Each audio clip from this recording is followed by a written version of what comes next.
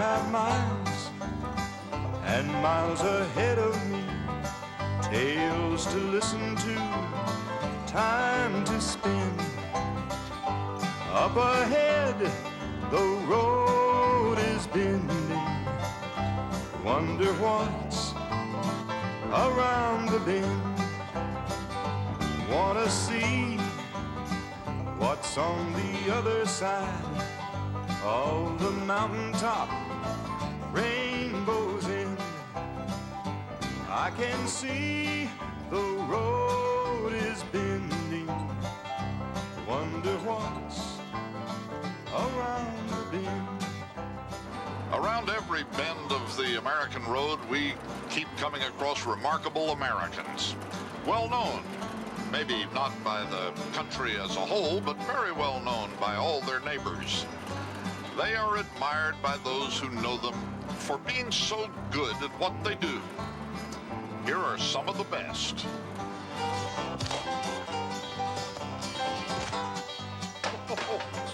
Best with a slingshot, or bean shooter as he calls it, Rufus Hussey of Seagrove, North Carolina. Hot, didn't I? Oh, he said he was the best, and I trusted him. There you go.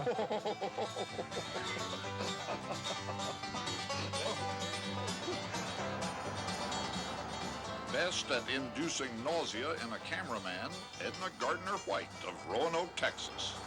When I get down here to 85, I pull it up like this and I do like this.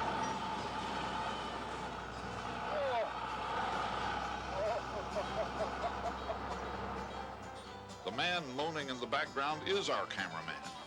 Mr. Blackman had just been put through a snap roll by a little old lady of 80. That's good for your veins. They're only 2.5 G's. That's good for your veins, she said. Only 2.5 G's.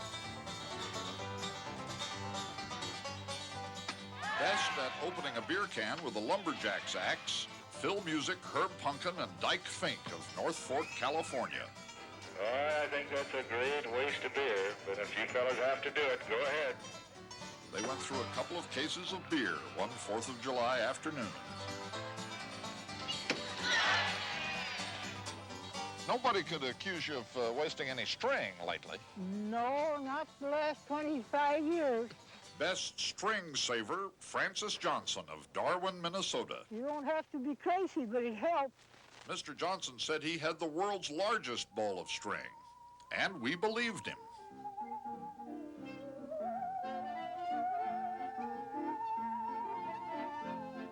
Best musical saw player, Tom Scribner of Santa Cruz, California, who also wins in the category of Best Memories of a 1915 vaudeville tour.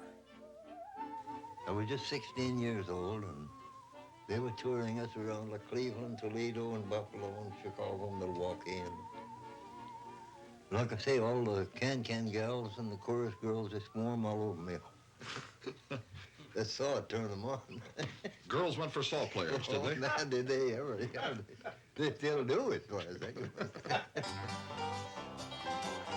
Fastest runner at the age of 104, Larry Lewis of San Francisco. How long have you been at this? 96 years. Running? Every day? That's right. Pretty fast pace, you said. Straight out. Straight out. I'm gonna have to. Straight out. Humiliated by a 104-year-old man.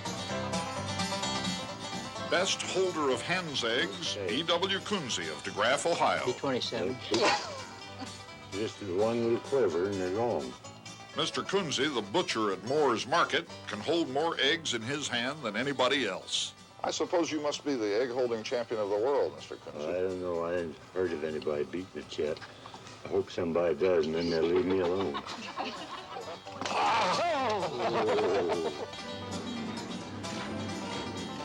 Best solution to the high price of gasoline, that of Bill Patch, a pig farmer from Manier, Illinois. Oh, boy, I got the smoke coming in here. I got set the wrong way. His car doesn't run on gas. It runs on corn cobs.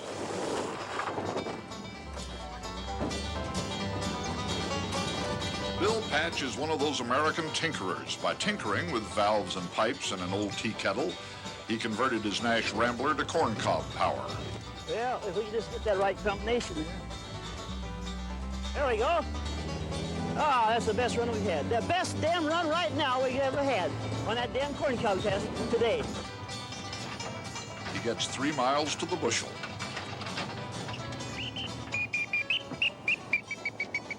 Best traffic cop, Vic Cianca of Pittsburgh, Pennsylvania, the Toscanini of Liberty and Wood.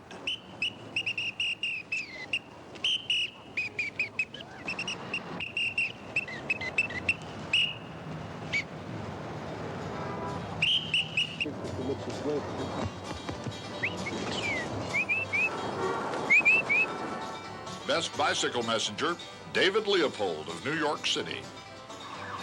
Here is a legend at work. He passes trucks, he passes buses, he passes mounted policemen as if they were standing still, he passes other messengers, and all taxicabs. In New York traffic, Leo leads the pack. Hey, move over. I can ride between objects that leave me 1.5 inches on each side, and it's so technical that, you know, it's like a surgeon's hand. Leo, the magician.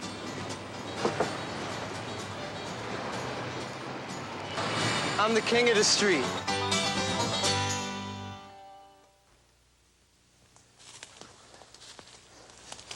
A long way from Manhattan, in the North Woods of Minnesota, we met another man who is the best at what he does, Bill Haifman. He has been at home here for 60 years. We watched him at his work and thought of Longfellow's Song of Hiawatha.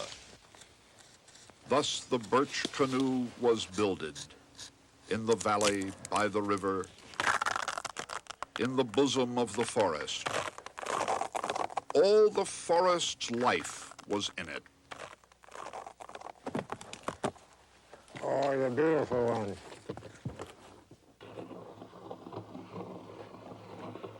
Bill Haifman came up here with his wife Violet in 1921 and built his first canoe with only a knife and an axe, so they'd have some way of getting to Big Fork, the nearest settlement, 15 miles down the river. Every canoe he built was a little better than the one before. Now he teaches his grandson-in-law, Ray Bozell, the craft at which he has become the world's acknowledged master. She's still lined up pretty good. Pretty good. He is 83. He's faced down wolves and survived blizzards and come to know the North Woods better than any other man alive. And all of that, somehow, goes into each canoe.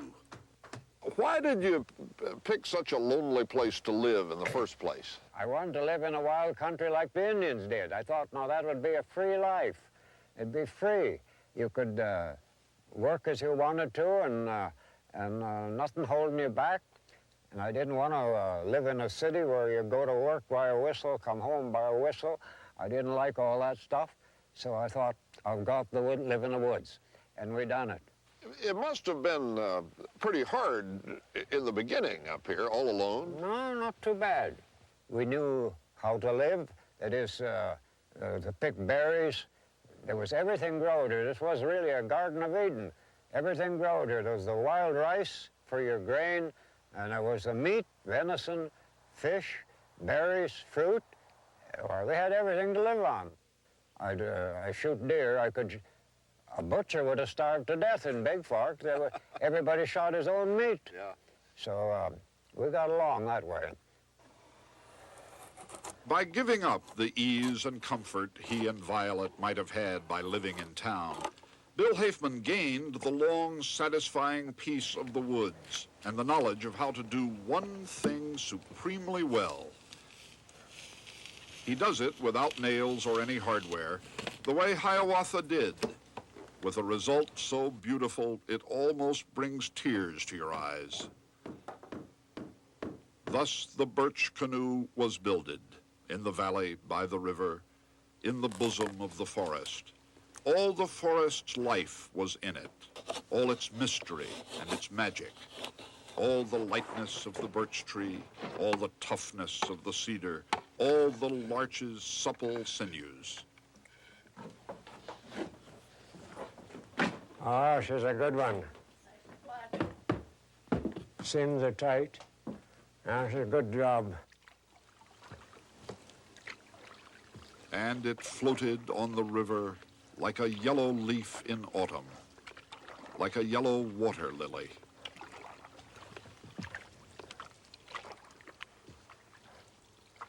Rolling along through the country, I've learned not to be astonished any longer by the things Americans can do once they make up their minds. I heard about something people did once in North Platte, Nebraska, and went there to see if the story could possibly be true. It was true, all right.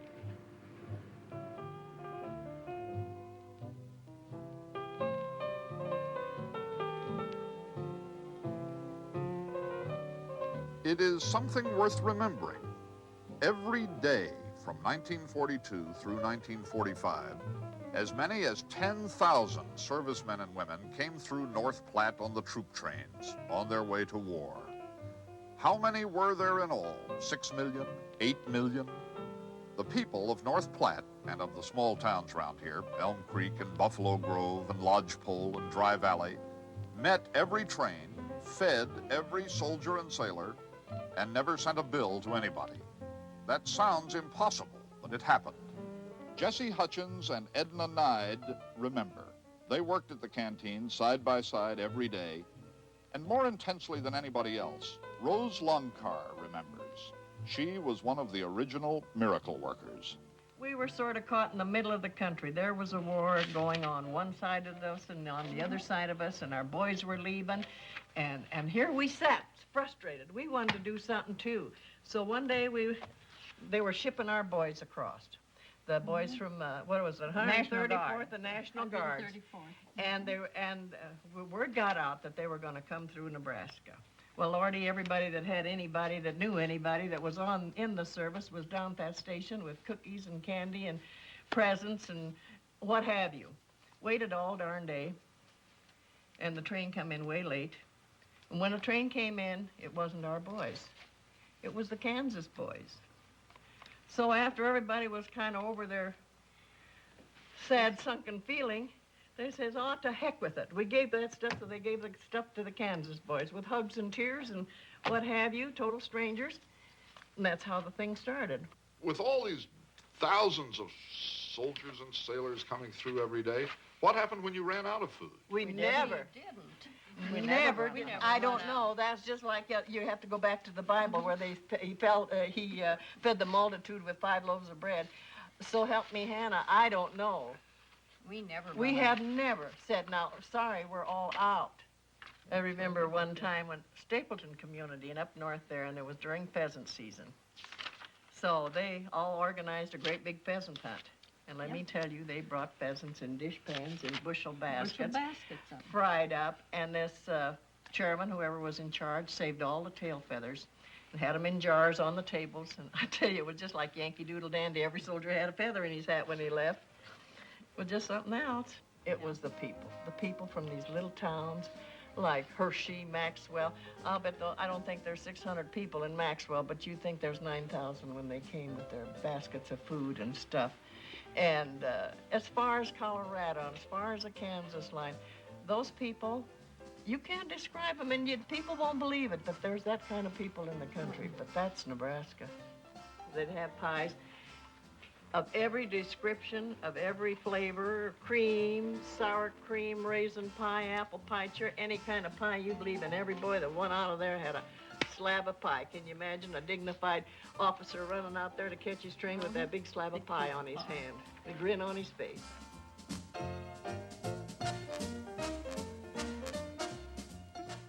There was a woman that worked there. Her son had been reported missing in action, and she was kind of in tense, waiting. And it was quite some time after that, she got word that he was actually killed in action. Well, she was a very dear friend to all of us, and she went home, stayed for a couple days. And she couldn't stand it. She had to come back. So she took her turn in her job, worked right along, but there was a bunch of airmen came in one day, and it's like this picture here where their bunch gets around a piano and they get around there and sing. And this lady was officer of the day that day, and so they were all standing around there real happy singing, "Here we go off into the wild blue yonder." And she's right in there with them, singing that song with the tears just running down her face, never letting on to any of those boys that, what that song meant to her. It was really touching. And many tears have been shed, and I tell you, I can still shed them talking about it.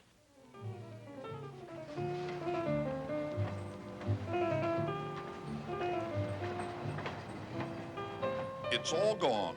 The place where it happened, where the women of North Platte worked such long hours, is just a freight yard now. The North Platte Canteen is only dimly remembered history. And when she goes shopping downtown, Rose Loncar is not recognized as a heroine who once organized the care and feeding of a multitude. But everybody should have one shining moment to remember. The boys smiling and waving goodbye, going off to war with their pockets full of cookies and pheasant feathers in their hats.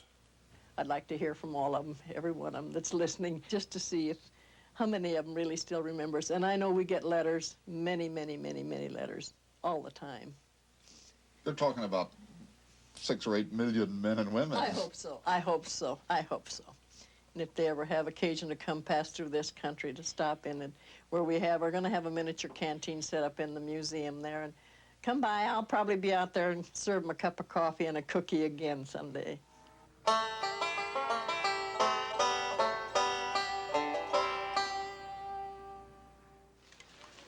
Every kid in Belmont, North Carolina seems to be riding a bike. And that's the story I want to tell you next. The one thing kids want, and parents want to be able to give them, is a bike. But here in this little town, as elsewhere, there are parents who just can't afford to do it. It hurt Jethro Mann to see kids growing up without bikes. See, he grew up without a bike. They didn't leave you a bicycle? And so, while Jethro Mann knows he can't find a solution to everything that's wrong in the world, he decided he could do something about this. Let's see if we can get one for you. In his garage, with broken bikes that he repaired, he started a sort of lending library of bicycles. Somebody want to ride this bike? Any kid can have one by just signing it out. You're welcome. See y'all later. Be careful. Be sure. Jethro Mann had about 35 bikes when we met him, all fixed up by him. You had a good time. I noticed they're all pretty careful to check them out. Yes. We have a little system here. It's an honor system. If they fail to bring it back in this afternoon, tomorrow they don't get to ride, or they don't get to ride but a little while. So they're pretty nice about bringing them back, and we try to use this as a learning situation for them, teach them how to be responsible for something, teach them that if they'll take care of other people's things, they can't help but take care of their own. And it works out pretty good. Jethro Mann repairs the bikes for little kids, but this may be the most important part. He teaches little kids to repair the bikes for littler kids. Let the air out and I mash it down with this. This is the strongest memory we carried away from Mr. Mann's garage. Keith Henderson, 11, fixing a flat for Courtney Williams, 6. All right. You're in for business. What do you say? Thank you. You're welcome. You're welcome. Turn it over for him.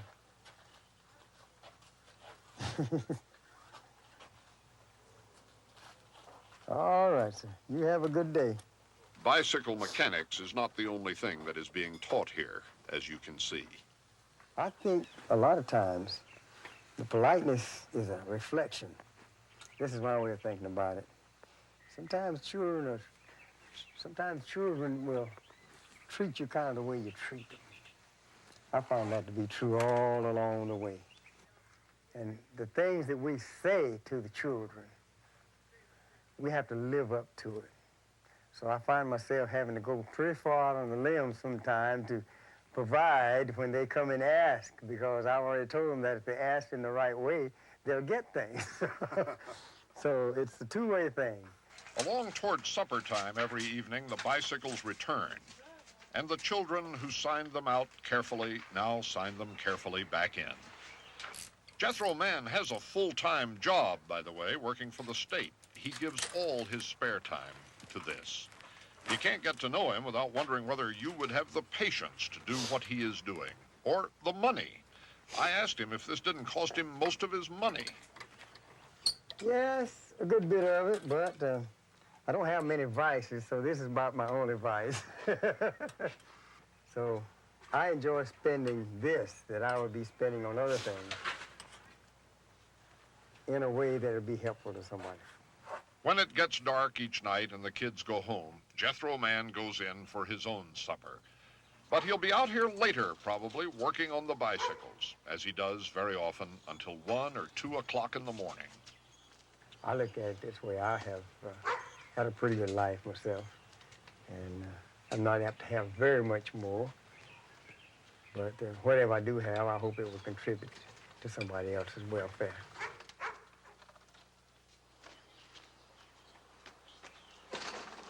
Good night, Mr. Mann. Good night to all such good people. Bynum, Montana. I'll always be glad we got there in time to see Ira Perkins at work in the old schoolhouse, teaching the country kids who came hurrying in from the school bus.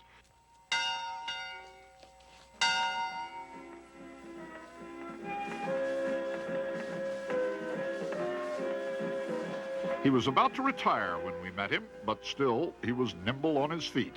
He always started the school day with dancing to get the blood circulating and teach the social graces.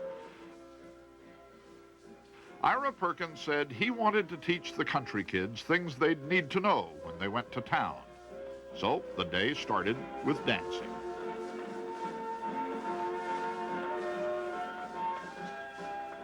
The 8th grade, line along here. One grade read history while another grade did math at the blackboard.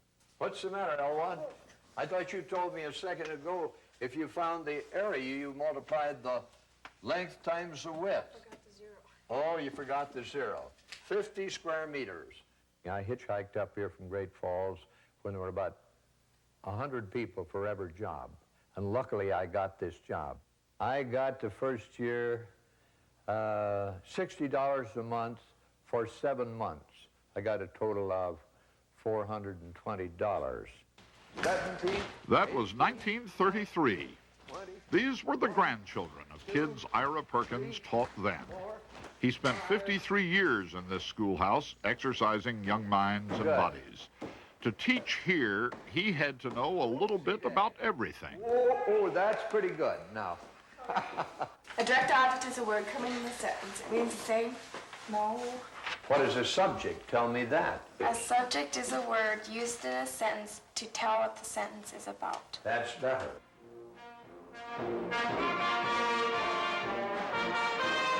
Everybody plays an instrument. Everyone that goes out of this school plays an instrument. Some of them love it, and some of them say, I'll never pick up a horn again. That damned old Perk isn't right. I'll never pick up a horn again. They play an instrument anyway. They play an instrument while they're here, yes. They look at you and they inspire you. They're young and they're vivacious and they're full of life and they exude that. We, the people of the United States, in order to form a None of his students left this school without knowing the preamble of the Constitution by heart. Nobody left without having thought about every one of those amendments. Why are representatives 21 years old, senators 25? Why is that president 35? He should be old enough to have a little sense.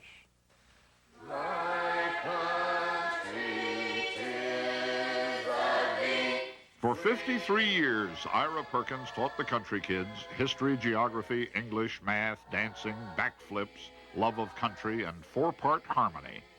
53 years. And it was about to end. When we met him, he was getting ready to clean out his desk. I have one grade book here of 1933. The first time this old desk is going to be unloaded in 53 years. Right face, pass, row 1. There are tens of thousands of good teachers in this country, selfless men and women. And that's it. All right. Let this one teacher stand for them all. He gave 53 of his years to the country kids so they'd know something when they went to town. There are worse ways to spend a life.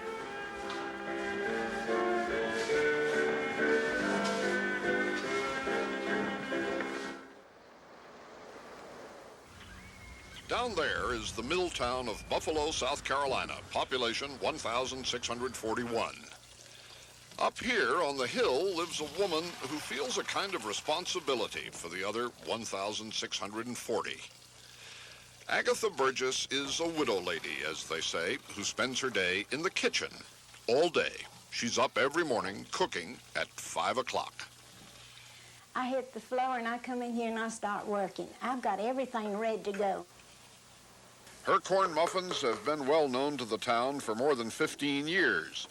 After she puts the muffins in the oven and checks the dressing for the turkey, she starts working on the biscuits. She does this every day. She feeds anybody who wants to come to her kitchen to eat.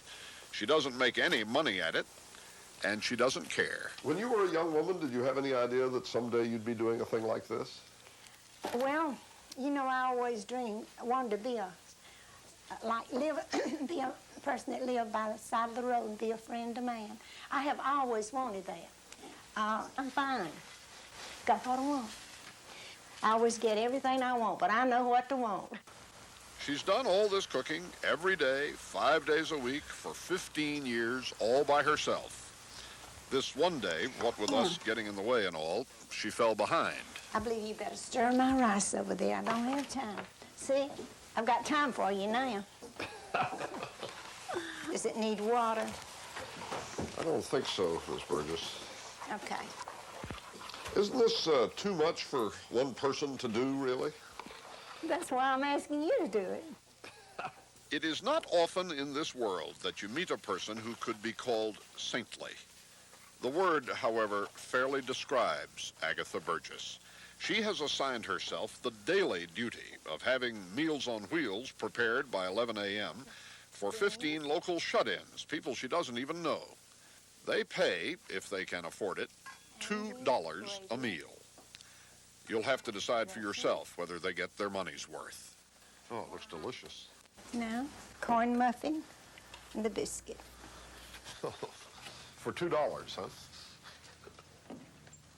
Volunteers come around to her house to put the Meals on Wheels and see that they are distributed out into the community. By noon, cars and trucks start pulling up outside her house by the side of the road, and people come in, all sorts of people. Mill workers and judges and truck drivers and the guy who runs the Ford agency, and they all crowd into Agatha Burgess's kitchen and dining room. She feeds anybody who comes to the door, and she makes them all feel welcome in the warmth of her 2 small rooms. She encourages them to fill their plates, to go back for seconds if they wish. And for all this, she charges $2.75. She knows that's too much for some people, and those people, she doesn't ask for anything. I'm not out to make money. I don't have any money, but I'm not making any money. Well, then why do you keep doing it? I love it. This guy asked me the other day, said, Miss Burgess, why don't you stop and rest? I said, what would I have to live for? Because these people coming every day, they mean so much to me. I fall in love with people. When the meal is over, when the last crumb of peach cobbler is finished, the guests put their money in a box on the side table, paying their own bills and making their own change. Isn't she afraid that people will steal from the box? My sister told me, said, one day you're going to be sorry somebody's going to rip you off. I said, no. God's always took care of me. And I want to tell you one thing, if they buy that little box, he's going to take care of them. And he will. He'll get them. She's been up since 5 o'clock. When she finishes doing the dishes, she'll start her baking for tomorrow. She won't get out of the kitchen until 10 o'clock tonight. She can't imagine living her life otherwise. It all depends on what you want. What she always wanted was to live in a house by the side of the road and be a friend to man.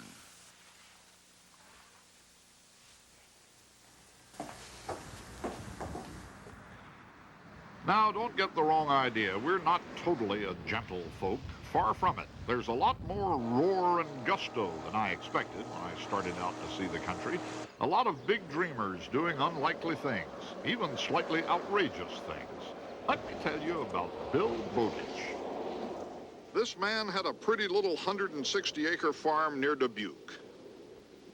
A full corn crib, a full silo to see the stock through the snowy winter. That would be enough for most men. Not Bill Bowditch. For 30 years, he just hated farming. A nice small herd of yearling calves was feeding in his barn, but Bill Bowditch's dream was no longer corn and cattle.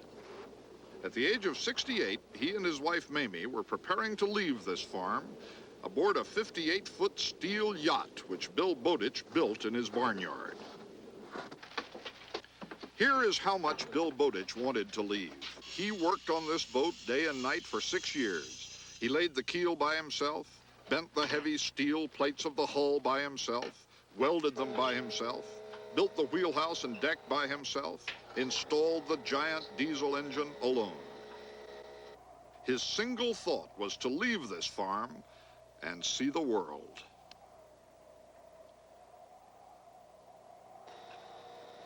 Mamie was going with him.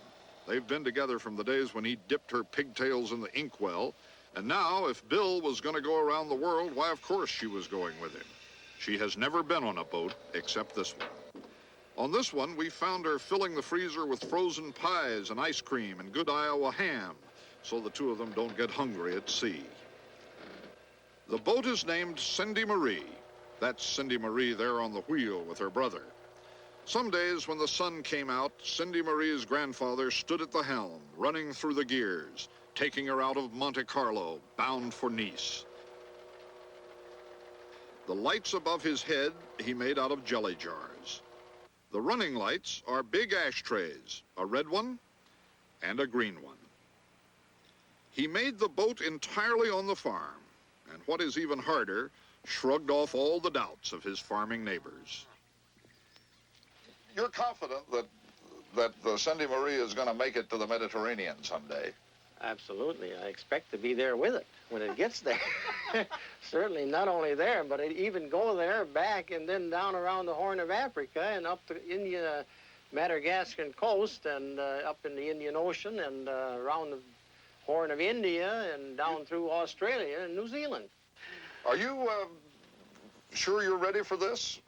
Oh, yeah. I've been dreaming about it, Whittle.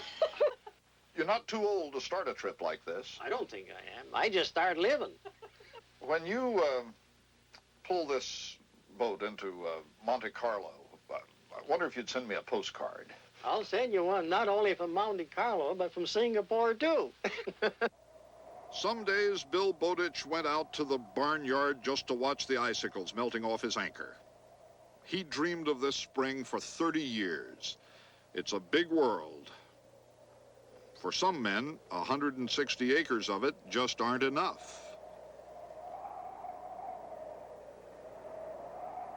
Good souvenir, both of them. And I want $50 for them. $50, $50, $50. Who said you can have $1? $50. And the day finally came for Bill Bowditch and his Mamie. They sold the farm. They stood in a crowd between the house and the barnyard and watched the accumulation of 40 years of their lives auctioned off. $50, who said $3.15. Goodbye to the hay fork and the scythe. Goodbye to the cows. Goodbye to the cornfields.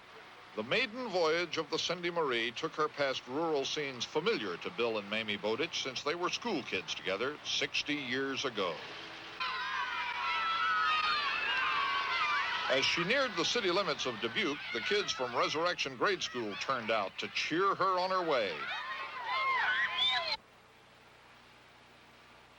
And as she negotiated the narrow streets of the city, people stepped out of Victorian houses to stare at the unlikeliest of sights, a boat from Iowa. And her master, who never before this day captained anything grander than his Alice Chalmers tractor. Go! The launching on the banks of the Mississippi was anything but uneventful. Granddaughter Cindy Marie, for whom the vessel is named, fretted over her inability to break the champagne bottle. So her father stepped in to do the job. And soon after the Cindy Marie was launched and underway to a big cheer and a puff of black smoke, suddenly the harbor was alive with other craft, a Coast Guard runabout, and then a big Mississippi River tug, all headed to the aid of Cindy Marie, which Bill Bowditch, in a disdain of channel buoys and an excess of enthusiasm, had driven hard aground on a subsurface breakwater. Never mind, she was towed off with no damage to her hull and but little to her skipper's pride. And when we left Dubuque, Bill Bowditch was fitting out to see the world. We've heard from him since. He made it past Rock Island, Hannibal, and Natchez and out into the Gulf. He made it to Mobile, Pensacola, and not without some misadventures, to Nassau in the Bahamas. Never underestimate an Iowa farmer.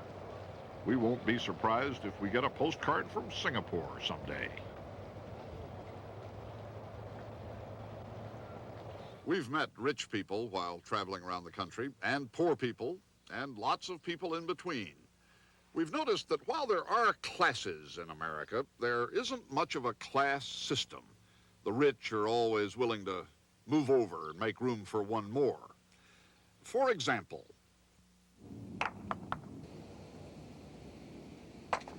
you probably think croquet is a game for aristocrats. Very sharp rush. Croquet players drink champagne and eat caviar and sit under parasols on crisp green lawns, you probably think, and summer in places like Newport and the Hamptons and Saratoga. Well, yes, that's true as far as it goes. But it doesn't go far enough. It doesn't go as far as Stamping Ground, Kentucky, for instance, population 600, and home to Archie Birchfield. Archie Birchfield farms tobacco outside of Stamping Ground. That's not what he's doing right now, however. What he's doing right now is smoothing out his playing surface. It's not a country club lawn. It's good Kentucky dirt, but it's a croquet field, and Archie Birchfield plays croquet. I started playing up at the Christian church. The older fellas played up there, and one of them told me up at the service station one day, said, you can't beat us a game of croquet. And I said, well, I probably couldn't. And he said, come on down. So I went down, and they thrashed me pretty good. I didn't get to play any, and I didn't realize how hard it was. And they put me behind the posts, and they wouldn't give me a shot, and they laughed. And I come home and I told my wife, Betty, I said, boy, those people really aggravated me. I said, I'm going to get me a mallet and go back up there and practice. He did. He practiced. You have to understand that Archie Birchfield is a determined man. We will pause for just a second here to let you read the back of his jacket. Since that first day down at the churchyard, Archie has become state champion many times over, and with his son Mark, a national doubles champion. And do not think of his brand of Kentucky croquet as Tea Party croquet. I would say that our game is more played for blood. I mean, we're all good friends and get along good, but once you walk over that line, I mean, it's everybody's out for themselves, and if they could beat you without you hitting the ball, they will. They'll have no mercy on you whatsoever. Playing this hardball croquet on the hard dirt of Stamping Ground, Kentucky, Archie Birchfield fell to dreaming about the clipped green lawns of Palm Beach, Florida, where, as he had heard, gentlemen of leisure and breeding contest for the club team championship of the United States Croquet Association. But then, from Stamping Ground to Palm Beach is a very far wicket. Just the same, Archie Birchfield decided to go have a look, and it was every bit as Tony and blasé as he had imagined. The wealthy and illustrious competitors parked their cars at the Palm Beach Polo Club and entertained friends in their suites at the Breakers. Archie Birchfield of Stamping Ground, Kentucky, did not stay at the Breakers. The first time I came down to the Polo Club, why, I came over with a friend from over on the West Coast in a tractor trailer with 22 tons of lettuce. We parked out at the front gate, walked in, and the people at the gate didn't want to let us in. So after talking a while, they finally let us in. And still, we noticed that everybody didn't talk to us much. After playing a while, we decided to go get something to eat. The lady told us that they won't let you in the restaurant. And I said, why, ma'am? She said, because the way you're dressed. And I said, oh, I'm sorry. I said, what's wrong? And she said, you have to wear white clothes. That sort of steamed Archie up. He went out and bought himself some white clothes to see if he couldn't put a little crack in the upper crust. The world's leading croquet player, Mr. G. Nigel Aspinall from London. Assisting him will be the president of the South African Croquet Association, Mr. Ian Gillespie. Palm Beach's own 4 times national singles champion, twice doubles champion, Mr. Archie Peck. Next, a growingly famous man from Stamping Ground, Kentucky, Mr. Archie Birchfield. At Palm Beach, Archie Birchfield found that while his opponents all had long pedigrees and large bank balances, they still put on their white pants one leg at a time. They still had to hit the ball and run the wicket. And when the game started, Archie Birchfield felt right at home. You might notice that Archie Birchfield taps his ball each time after he's hit it. He's more accustomed to playing on sand, and he knocks the ball to get the sand off it. He also treated the Palm Beach Polo Club to its first sight of stamping ground strategy. I think the play now is to go down and rush Black over where you can hit him, take off, get Blue, throw Blue to the end, take shape. We got to hope like heck Blue don't hit us so. He was up against the creme de la creme of international croquet, players of the sort who never have to worry about also getting in the tobacco crop. And Archie showed him a thing or two. He and a partner took on 2 of the best players in the world in an exhibition match and beat their socks off. We wish we could say he also packed the National Club Team Championship trophy into that lettuce truck and headed home to Stamping Ground. However, in a pressure-packed semifinal match, Archie Birchfield lost. Never you mind, the polo ponies will be here next year. So will the champagne. So will the worldly stars of croquet. And since he already has the white clothes now, washed and folded and put away, and since he's beginning to sort of enjoy himself at Palm Beach, Archie Birchfield will be back next year, too. It's like he told his wife, Betty, after that first game with his cronies from the gas station. Boy, those people really aggravated me. I'm going to get me a mallet and practice.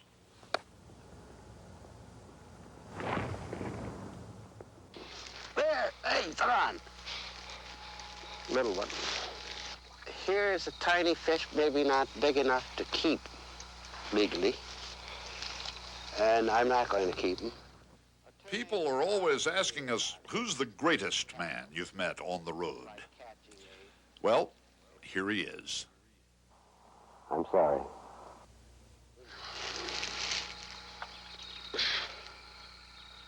He's going to make it. His feelings are hurt, but he'll make it. If you enter the life of John Volker, you see your own life a little differently ever after. As a Michigan Supreme Court justice, he wrote a novel in his spare time under the pen name Robert Traver. Anatomy of a Murder became an all-time bestseller and a great movie. And John Volker said to himself, wait a minute, why am I sitting here in a courtroom issuing dissenting opinions all day when I could be doing something I love to do? It's hard to believe, but this pond is full of trout. They've all been to Harvard Business School.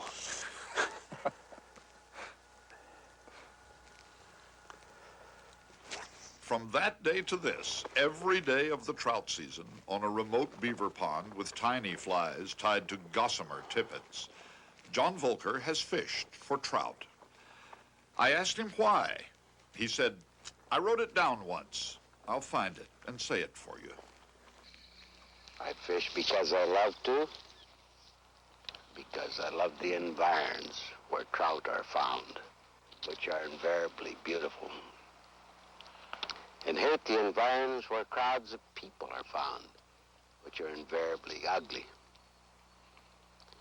Because of all the television commercials, cocktail parties, and assorted social posturing, I thus escape. Because in a world where most men seem to spend their lives doing things they hate, my fishing is at once an endless source of delight and an act of small rebellion. Because trout do not lie or cheat or cannot be bought or bribed or impressed by power, but respond only to quietude and humility and endless patience.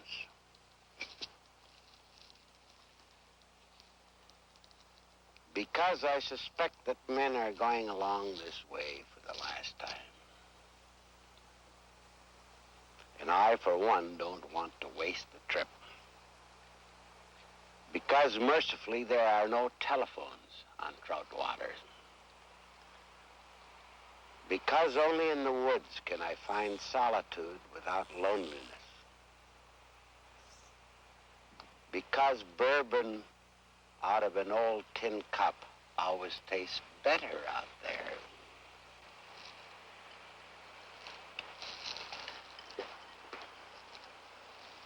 Because maybe one day I will catch a mermaid. And finally, not because I regard fishing as being so terribly important, but because I suspect that so many of the other concerns of men are equally unimportant and not nearly so much fun. Amen.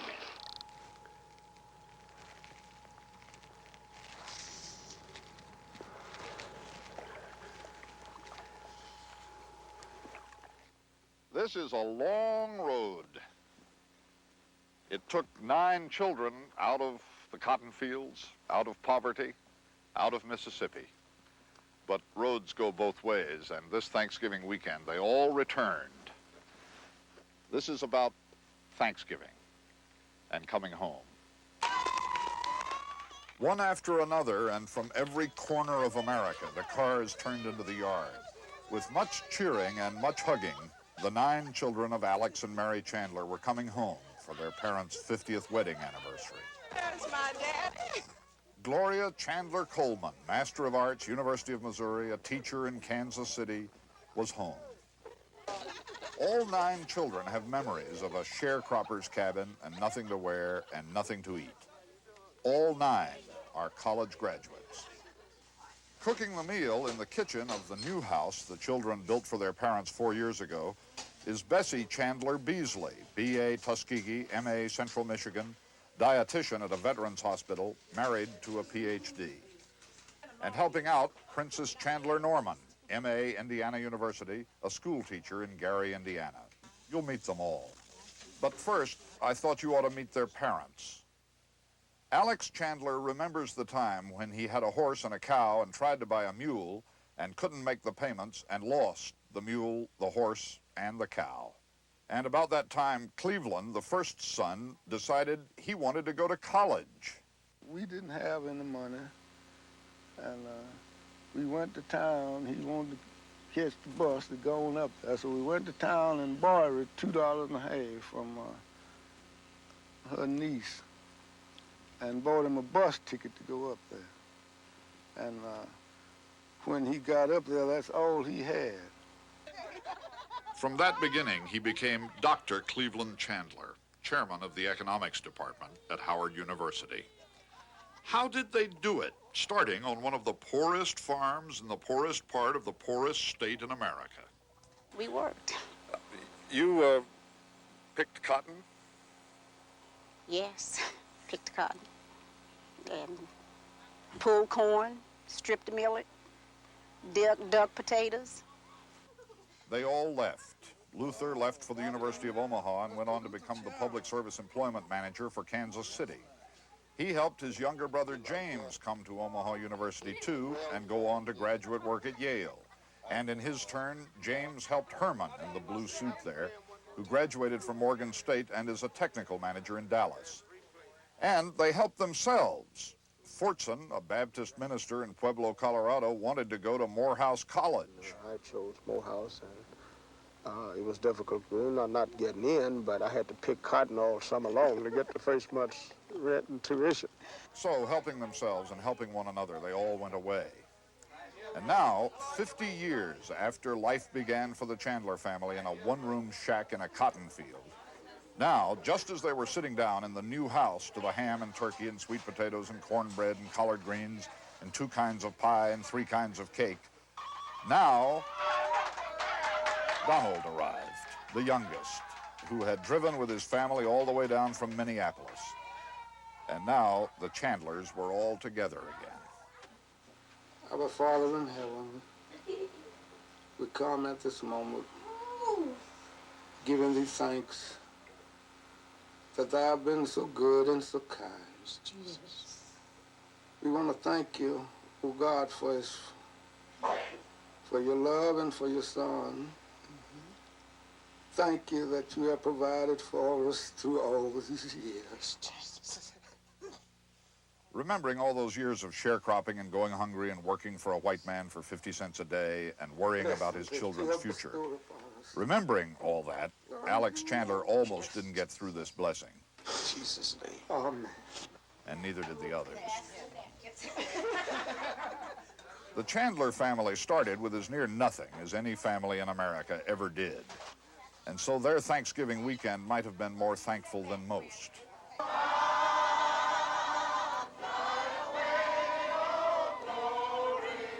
I'll Fly Away is the name of the old hymn. It is Mr. Chandler's favorite. His 9 children flew away and made places for themselves in this country, and this weekend came home again. There probably are no lessons in any of this, but I know that in the future, whenever I hear that the family is a dying institution, I'll think of them. Whenever I hear anything in America is impossible, I'll think of them.